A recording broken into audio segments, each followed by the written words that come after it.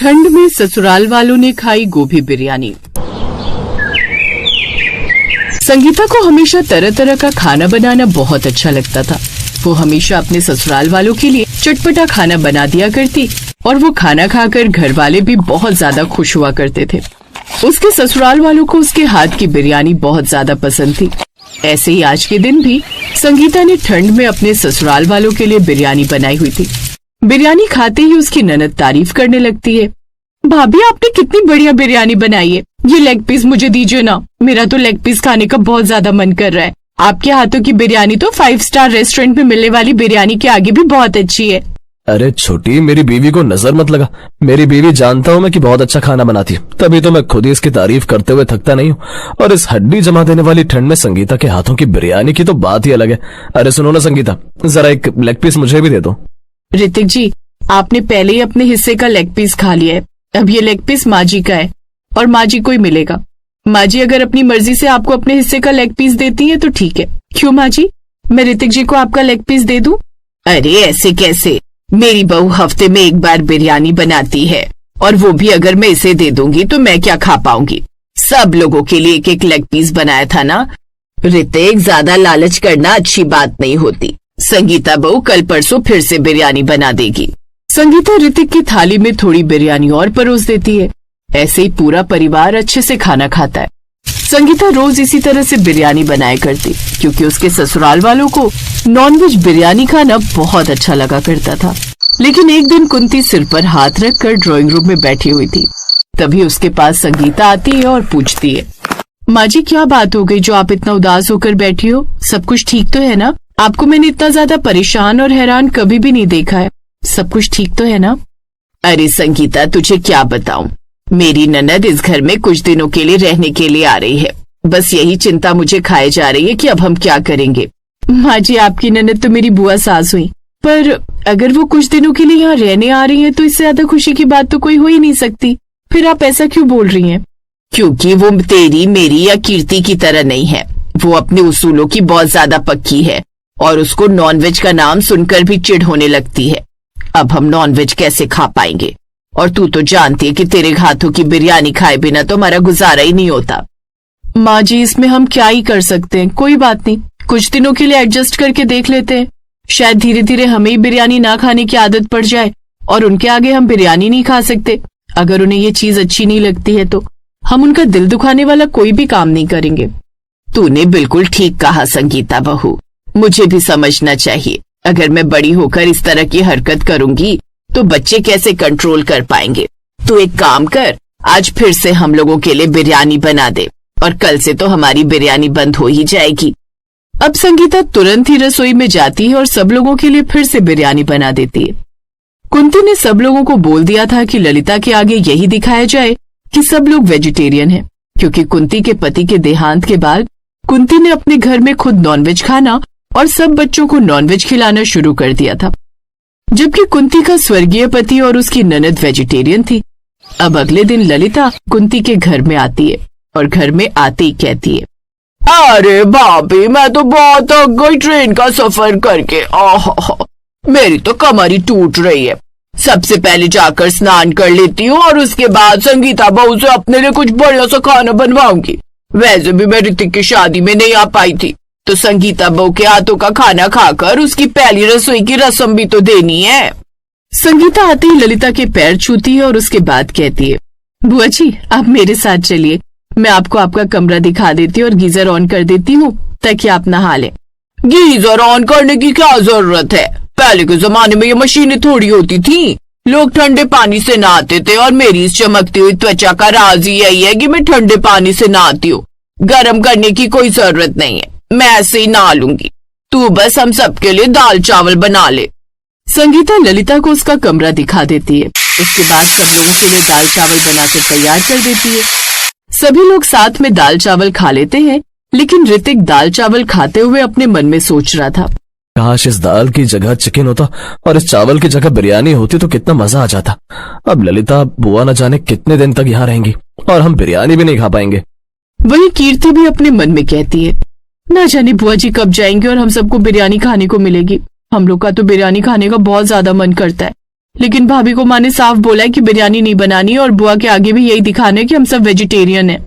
और वही कुंती से सब्र नहीं होता और वो अपनी ननद से पूछ लेती है, वैसे ललिता बहन कितने दिनों के लिए यहाँ पर रुकने का इरादा है? अब वो मैं इसलिए पूछ रही हूँ कि ऋतिक की छुट्टी होगी तो वो तुम्हें शहर घुमा देगा। भाभी अब यहाँ आई हूँ इतने सालों के बाद तो आराम से महीना 2 महीना रुक कर ही जाऊंगी।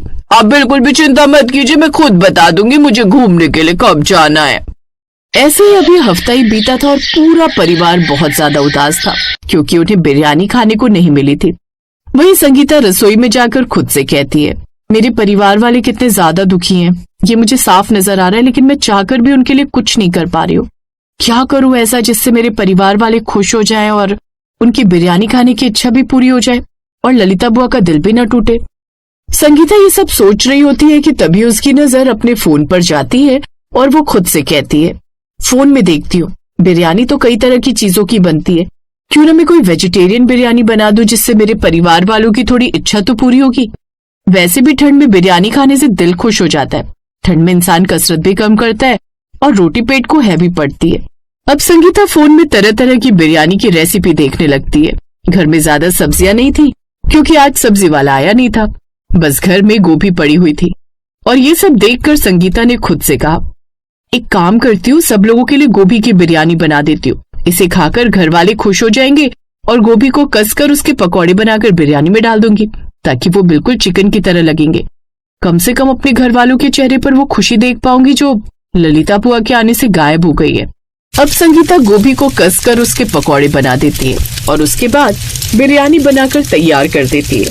जैसे ही पूरा परिवार बिरयानी देखता है तो कुंती उसे घूरने लगती है क्योंकि उसे लगता है कि वो चिकन की बिरयानी है। लेकिन संगीता सब लोगों के आगे मुस्कुराते हुए कहती है, मैंने आप लोगों के लिए गोभी की बिरयानी बनाई है, ये रेसिपी मैंने यूट्यूब से देखी थी। मैंने सोचा बुआ जी आई हैं तो उनके लिए कुछ स्पेशल बनाना चाहिए और मैंने ये बनाया, उम्मीद करती हूँ कि उन्हें पसंद आएगा।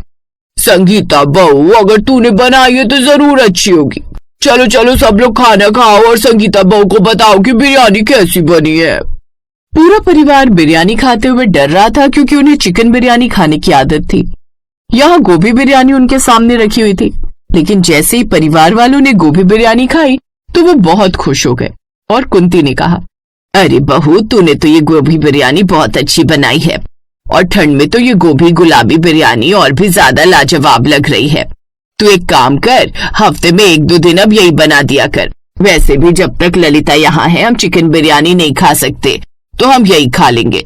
कुंती के मुंह से ये बात गलती से निकल जाती है और ये बात सुनकर ललिता हैरान हो जाती है, जिसके बाद कुंती उसे सब कुछ बताती है कि किस तरह पूरा परिवार वेजिटेरियन होने का नाटक कर रहा था ताकि ललिता को बुरा ना लगे। और ये बात सुनकर ललिता कहती है, भाभी, मुझे पता नहीं था कि इतने सालों बाद मैं इस घर में आई हूँ और आप सब मुझसे इतना ज्यादा प्यार करते हो कि मेरे लिए आप सब लोगों ने वेजिटेरियन होने का नाटक किया। मैं बहुत ज्यादा खुश हूँ कि ये परिवार अभी भी मुझे अपना मानता है। पर अच्छा हुआ आप लोगों ने वेजिटेरियन होने का नाटक किया, तभी तो हमें ठंड में गोभी बिरयानी खाने को मिली ना। ललिता की बात सुनकर पूरा परिवार मुस्कुरा देता है और उसके बाद हर कोई गोभी बिरयानी खाता है। अब ललिता उन्हें अपने घर में चिकन बिरयानी बनाने की इजाजत दे देती है, लेकिन संगीता कभी कभी गोभी बिरयानी भी बना दिया करती ताकि ललिता भी उसे आराम से खा सके।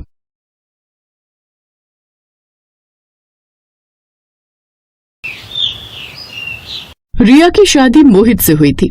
रिया और मोहित ने घर को बहुत अच्छे से संभाला हुआ था और रिया के ससुर केशव गांव के बाजार में बैंगन का ठेला लगाया करते थे। एक दिन केशव जब शाम को ठेला बंद करके घर आता है तो अपनी बहू रिया से कहता है, रिया बहू, मैं कुछ दिनों के लिए गांव रहने के लिए जा रहा हूँ। मेरे भाई की तबीयत बहुत खराब है और उसे मेरी बहुत याद आ रही है। शकुंतला को अपने साथ नहीं लेकर जा रहा क्योंकि सफर करने से उसकी तबीयत खराब हो जाती है और रजनी तुम्हारे घर के कामों में मदद करवा ही देती है, तो तुम घर का अच्छे से ध्यान रखना। ठीक है पिताजी, आप इस घर की बिल्कुल भी चिंता मत कीजिए, मैं सब लोगों का बहुत अच्छे से ध्यान रखूंगी। पर आप भी वहां पर अपने खाने पीने का ध्यान रखना और हाँ, अपनी दवाइयां ले जाना मत भूलना। हाँ बहू, मैंने तत्काल में टिकट करवा ली है, लेकिन मेरे पास ये 5 किलो बैंगन बच गए हैं। अब समझ नहीं आ रहा कि इन बैंगन का क्या करूं। आप इतनी चिंता क्यों करते हैं पिताजी? जब आप इतने सारे बैंगन छोड़कर जा रहे हैं तो जाहिर सी बात है कि मैं इन बैंगन का कुछ न कुछ तो जरूर बनाऊंगी। दोनों ससुर और बहू आपस में बात कर रहे थे कि तभी वहां पर शकुंतला आती है और कहती है, बहू आलू बैंगन मत बनाना, मुझे वो अच्छा नहीं लगता। बाकी तू बैंगन से कुछ और बना सकती है तो वो बना ले। और बहू मैं कल जा रहा हूँ, इसीलिए रात का खाना खाकर जाऊंगा। ठीक है पिताजी, मैं बैंगन का भरता बना लेती हूँ। नहीं नहीं बहू, बैंगन के भरते से मुझे गैस बन जाती है, इसीलिए बैंगन का भरता मत बना। इस तरह अब उसके सास ससुर ये बोलकर चले जाते हैं।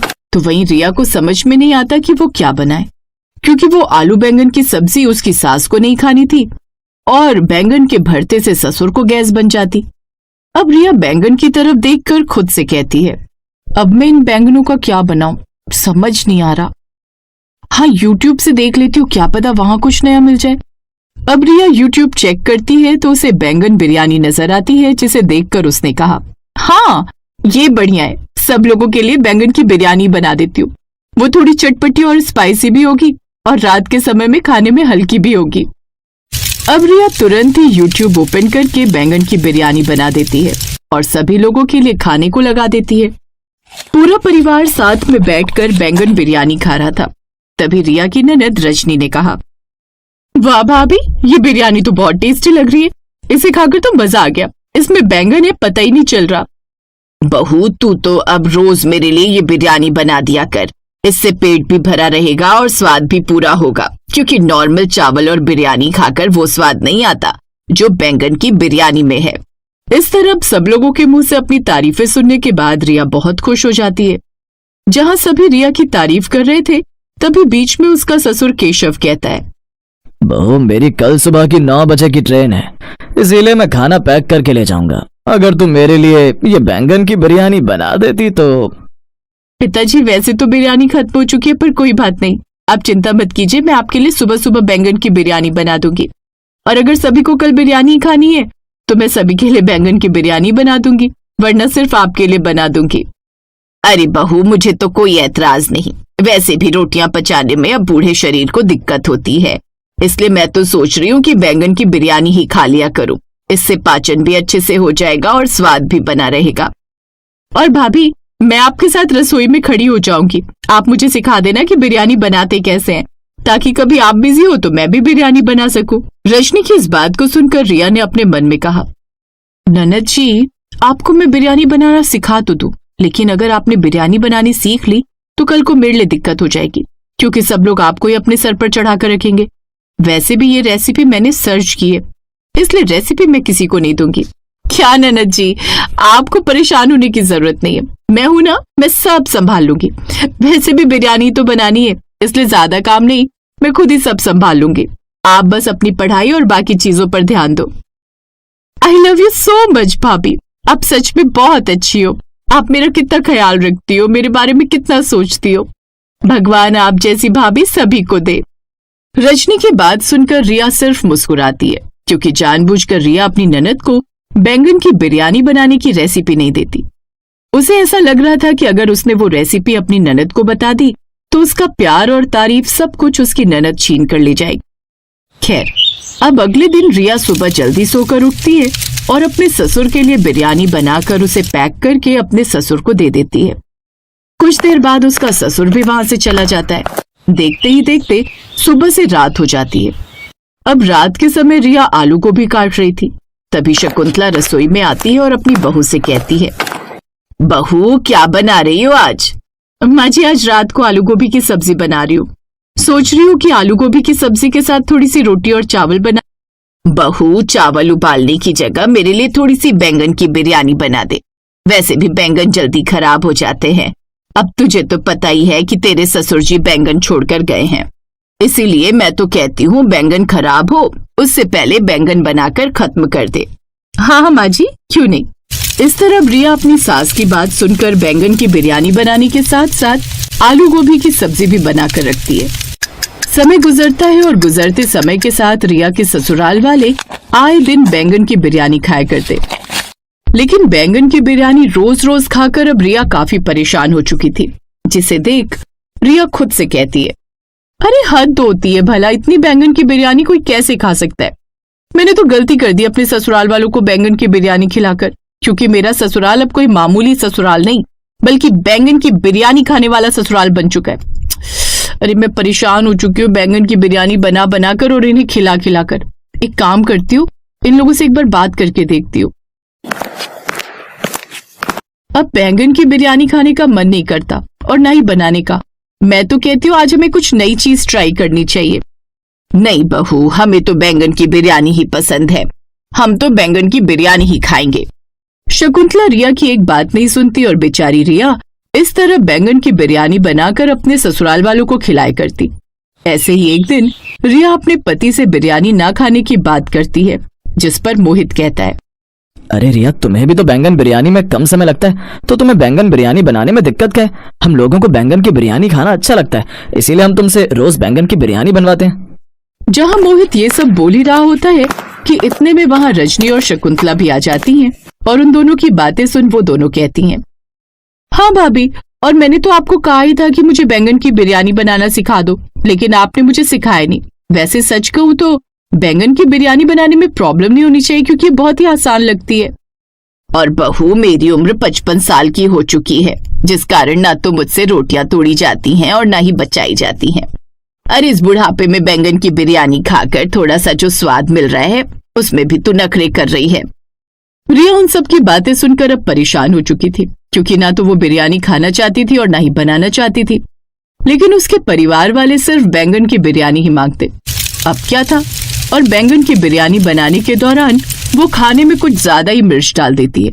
अब थोड़ी देर बाद जब सभी लोग बैंगन की बिरयानी खाते हैं तो हाय दैया, अरे बहू, तूने कौन से जन्म की दुश्मनी निकाली है? हमसे बता दो कि बैंगन की बिरयानी में इतनी मिर्च कौन डालता है? हाय हाय, मेरी तो जुबानी जलकर खाक हो गई।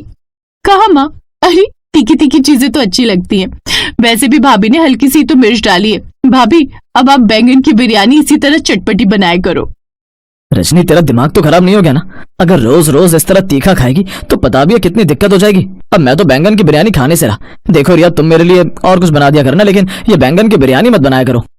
इस तरह शकुंतला और मोहित की अकल तो ठिकाने आ जाती है, लेकिन अब रिया का टारगेट उसकी ननद थी, क्योंकि उसको तीखा भी बहुत पसंद था और बिरयानी भी। ऐसे समय बीतते हैं और एक दिन रिया रजनी को डराते हुए कहती है, ननद जी, बैंगन गर्म होता है, अगर तुम रोज रोज बैंगन की बिरयानी खाओगी तो तुम्हारे चेहरे पर मुहासे आ जाएंगे और तुम मोटी भी हो जाओगी, पेट में जलन होगी और वो चेहरा अलग खराब होगा। वो देखो, मैं तो कहती हूँ कि अभी तुम्हारी शादी होनी बाकी है, अपनी सुंदर चेहरे पर क्यों इतनी परेशानियां लेकर घूमना चाहती हो तुम? कहते हैं लड़कियों को अपने चेहरे से काफी प्यार होता है, और ऐसा ही रजनी के साथ था। रजनी भी खुद के शरीर से बहुत प्यार करती थी, इसलिए अब वो अपनी भाभी की बात में आ जाती है और वो बैंगन की बिरयानी खाने से मना कर देती है। इस तरह अब रिया का बैंगन की बिरयानी खाने वाला ससुराल एक आम ससुराल बन जाता है और अब उसके घर में बहुत ही कम बैंगन की बिरयानी बनती। Best buddy.